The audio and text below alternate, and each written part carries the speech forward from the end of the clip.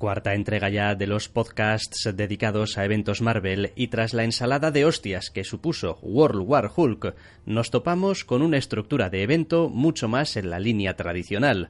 Gran amenaza, altísimas apuestas y una nueva vuelta de tuerca a algunos de los problemas cada vez más evidentes en los eventos de la editorial. Hablamos ya, sin más dilación, de Secret Invasion.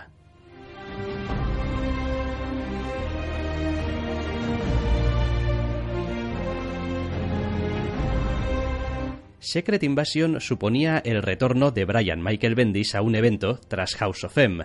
Algunas cosas podían haber cambiado un poco en el panorama editorial de Marvel, pero si existía una constante, esa era la cada vez más evidente importancia del escritor estadounidense para la Casa de las Ideas. El calvo de Cleveland tenía el control de las dos colecciones vengadoras de la editorial, New Avengers y Mighty Avengers, y las aprovechó al máximo para pavimentar el camino a una historia de premisa interesante, que en general no supo estar a la altura de las expectativas. No obstante, dejó algunas situaciones para el recuerdo, y sobre todo un soberbio trabajo de conjunción de colecciones, de manera que todo el mundo estuviera como loco por leer cómo diablos iba a acabar todo aquel embrollo encabezado por la frase "Who do you trust?".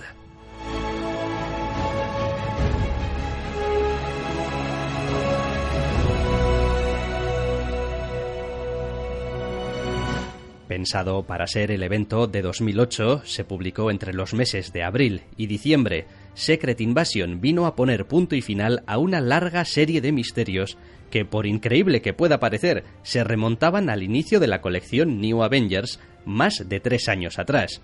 Los Skrulls estaban infiltrados en la Tierra, eran indetectables y por fin lanzaban la gran ofensiva. Lamentablemente, parte de la estrategia Skrull incluía desorientar a los héroes con cosas que tampoco para los lectores tuvieron mucho sentido.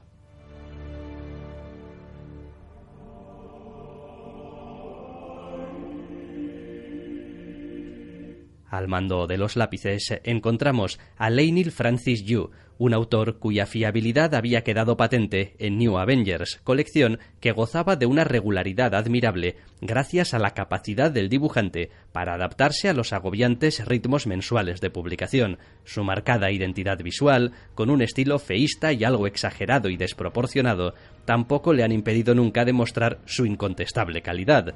No parecía el filipino, cierto es, el prototipo de dibujante de eventos, ya que hasta ahora se había optado por autores de trazos más limpios y estética menos marcada, pero la elección resultó acertada. Su modo de dibujar a los Skrulls era de lo más memorable. Su estilo de dibujo casaba muy bien con esta historia de suspicacias e histeria, y además estaba totalmente en sintonía con el guionista, ya que llevaban meses trabajando juntos e incubando esta historia.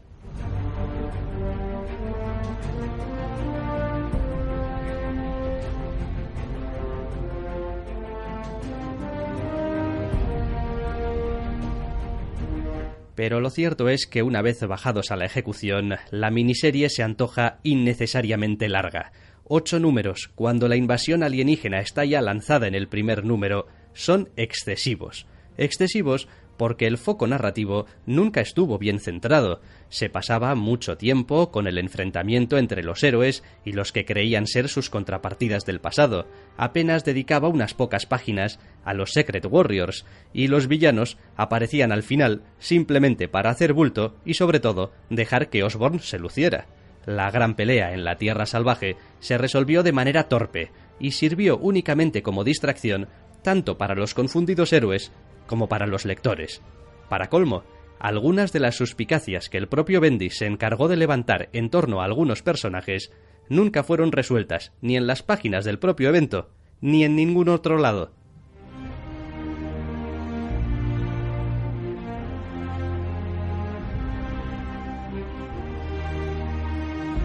El desarrollo de la historia, lleno de sorpresas, estaba también lleno de incongruencias y de conveniencias, cuestiones todas ellas marca de la casa de un Bendis que nunca ha sabido encajar sus ambiciosas ideas en los encorsetados límites de la estructura de los eventos, en todo momento necesitados de cliffhangers e impactos más que de desarrollo de personajes y dobles juegos en los que destaca el escritor.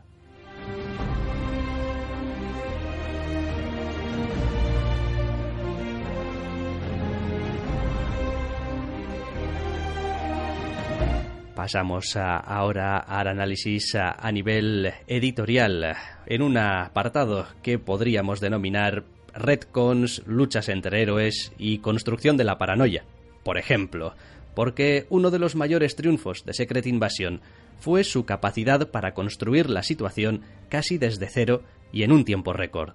Cierto que se usó el arranque de New Avengers como gancho, pero ese gancho fue en su día tan vago que hubiese podido servir para cualquier historia que se hubiese querido contar. Las colecciones, bajo la batuta de Bendis, sirvieron para revelar nuevos puntos de vista de acontecimientos ya sucedidos, también para introducir nuevos elementos de los que el lector no había podido tener conocimiento, así como para relatar historias situadas en el pasado de nuevos personajes. A este respecto, cabe señalar que el peso de ese trabajo de creación del ambiente de paranoia recayó principalmente en la colección New Avengers. Esta colección estuvo durante meses secuestrada, entre comillas, por esta trama, y durante un tiempo todos los lectores pudimos obviar el tratamiento, dejémoslo en discutible, que Bendis daba a algunos personajes. Que alguien se comportaba de manera muy impropia, quizás sería porque era un Skrull. Algunos lectores incluso todavía guardamos en la retina el momento de «mi capa no funcionará bajo estas condiciones» que gritaba el Doctor Extraño en uno de aquellos números. Luego, por supuesto, nadie se molestó en dar ninguna explicación al respecto, pero esto, amigos míos, es el precio a pagar cuando se trata con escritores como Bendis.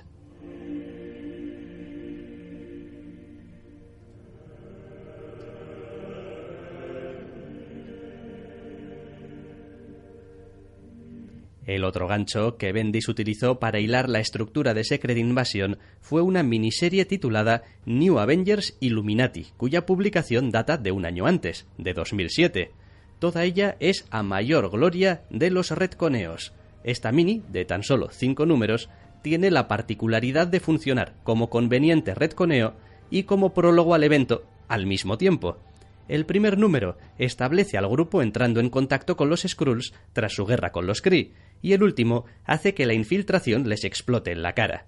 Lo que se contó entre medias no fue más que un relleno bonito de ver, gracias a los lápices de Jimmy Cheung, pero en realidad un disparate a nivel argumental, en el que de manera bastante desafortunada se daban giros de tuerca a cosas como el origen del Todopoderoso. También se ahondaba contradictoriamente en la búsqueda de las gemas del infinito y se reintroducía torpemente a Noh-Varr en el universo Marvel. La adición de Noh-Varr es lo mejor que se derivó de aquellos números de trámite, pero el camino hacia Secret Invasion, con la ayuda de algunas otras grapas que se situaron en el pasado, también hay que reconocerlo, y que se centraban en lo que habían estado haciendo los Skrulls, ya estaba pavimentado.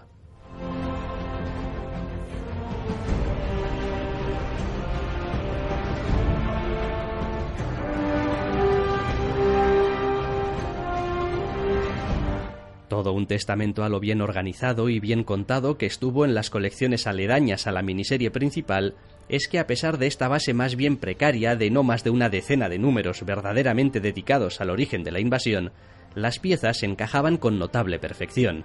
Retconeos como los Illuminati eran enormes, pero también plausibles, y la paranoia que se apoderó de algunos personajes resultó muy interesante, sobre todo cuando intentaban encajar lo poco que sabían con cómo se habían desarrollado acontecimientos anteriores, como Civil War. Bendis demostró que en el juego de humo y espejos, de medias verdades y mentiras ocultas a plena vista, tenía un filón que sabía explotar. Incluso a sabiendas de que el juego estaba amañado, ya que los autores tenían incontables posibilidades de justificar casi cualquier cosa, los lectores nos embarcamos en general en una loca carrera a la caza del superhéroe sustituido, a la caza del Skrull infiltrado.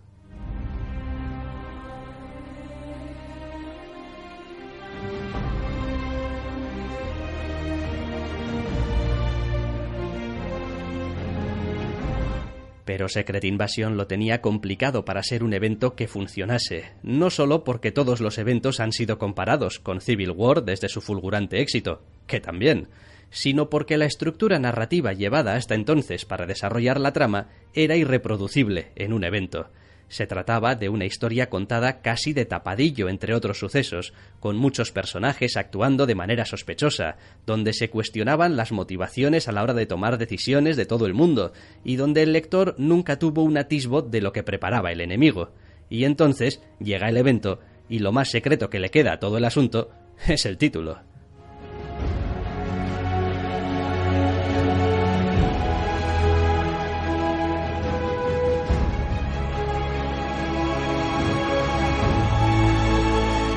Nota al margen merece la extraordinaria capacidad de Marvel para encontrar excusas para que sus héroes luchen entre sí.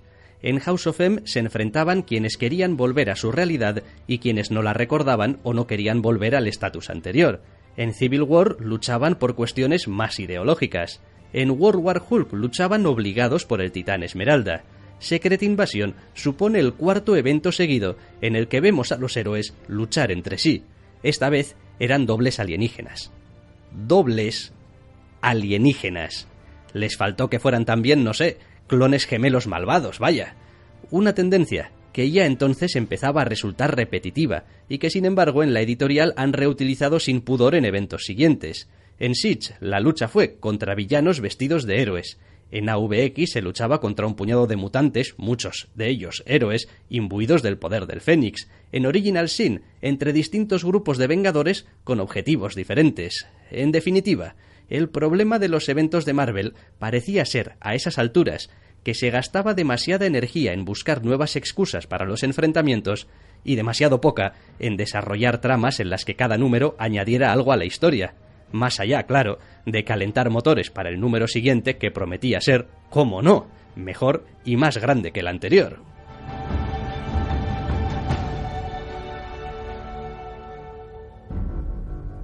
Quizá conscientes de lo enrevesada que había sido la trama para sacarle a la hora de la verdad tan poco partido, Marvel presentó el siguiente evento simplemente como la resolución al status quo post-Secret Invasion que dieron en llamar Dark Reign.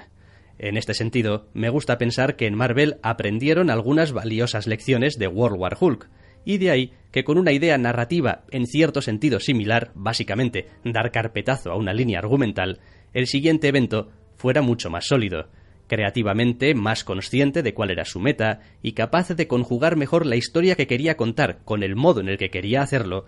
Personalmente, siempre he visto con bastantes buenos ojos la historia que será nuestro siguiente punto de interés y que respondió al título The Siege, pero todo eso queda ya para una entrega futura.